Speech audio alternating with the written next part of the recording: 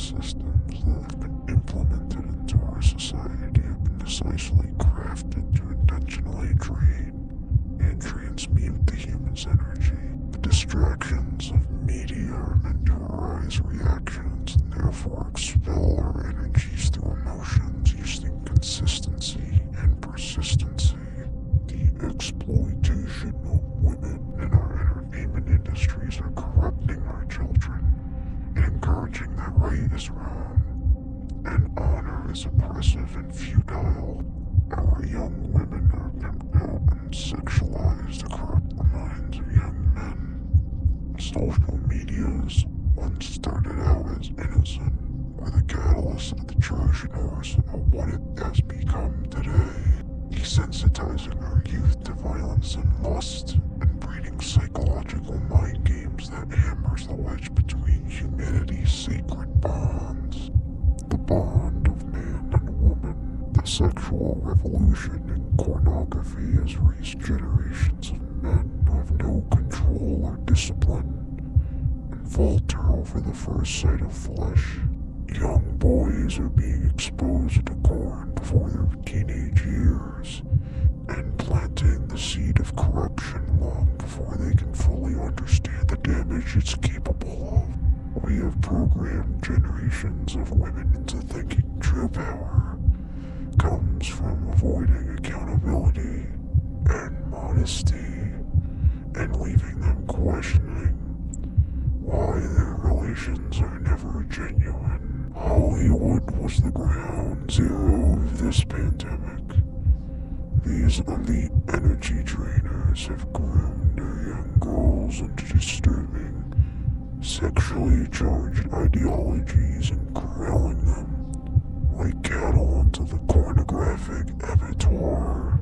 These television shows that promote adultery and casual fornication to the masses encourage our young minds that the sacred bond of intercourse is a mere itch that needs to be scratched, and that selling our soulful innocence and vulnerabilities is liberating. These shows are meant to stir up chaotic emotions that both can be relatable and entertaining.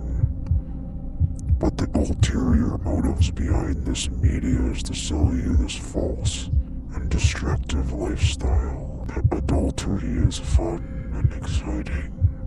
Quick dopamine hits and cheap thrills that advertise as thrilling or pleasuresome, when in reality this hedonistic lifestyle leads to despair we feel on the soul. There is this saying that sex sells, but they never tell you what you are offering at the table. This is no accident. We sell our dignity, our trust, our innocence, our desires for true love, and gain nothing but shame, despair, and the possibility of addiction. Social platforms currently act as early-stage pipelines to destruction, praising facades, reactions over truth, and popularity over meaningful connections. Chameleons infiltrate these platforms, yelling down echo chambers that agree to your own personal narrative, while simultaneously selling us the subscription plans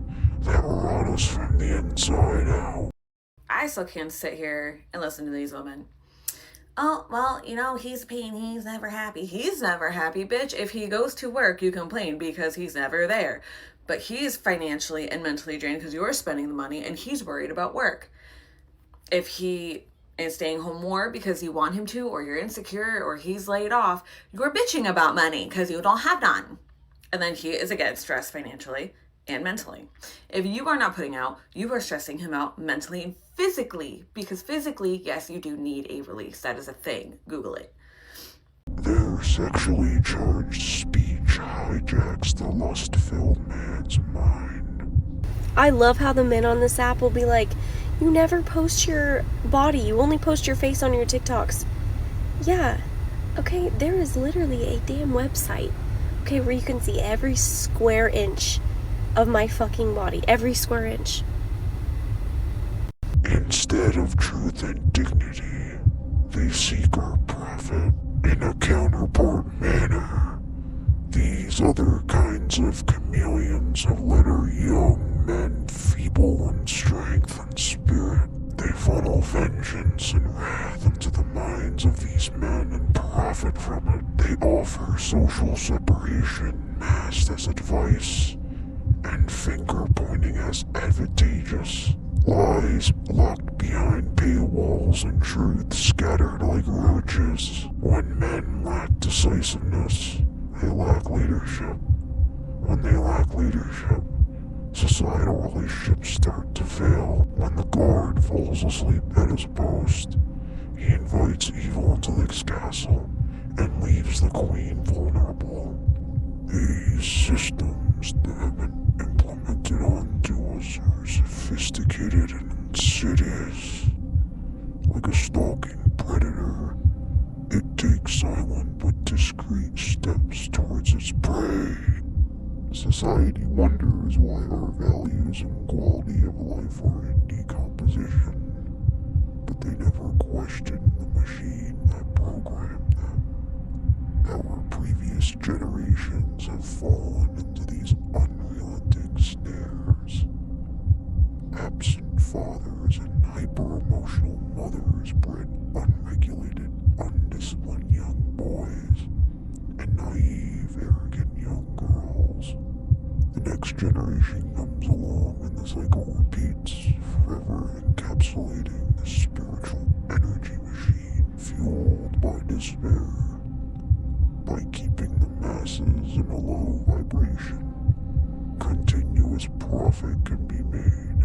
Modern day problems are businesses, while solutions are charity work. Returning customers, the crucial reason on how long a business will survive. I'll leave the audience with one remaining question. How many generations are we gonna let this happen to our children and future generations? Falling into the same snares that violently corrupt our marriages